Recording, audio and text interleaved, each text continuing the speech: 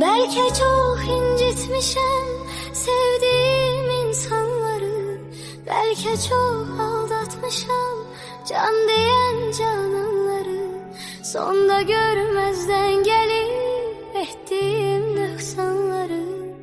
Var ümidim affedersen sen beni. Bilmez idim dert verer derdimin dermanları. Gün gelir peşman olar nefsinin kurbanları. Dünya tehtinden salar şahları sultanları. İtibarsiz dünyaya itibar etme günahtır. İntihar etme günahtır.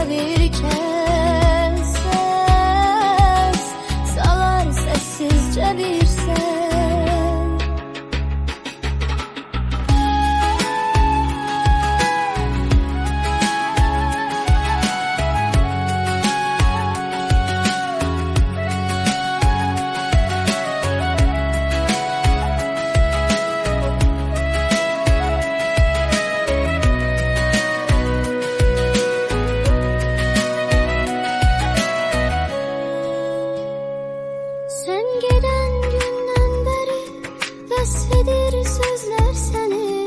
Ruhum ardıncan gelen kölge tek izler seni. Aşıkım tenha kalar her gece gözler seni. Hasretinden mahvedersen sen beni. Bilmez idim dert veren derdimin dermanları. Gün gelir peşman olar nefsinin kurbanları.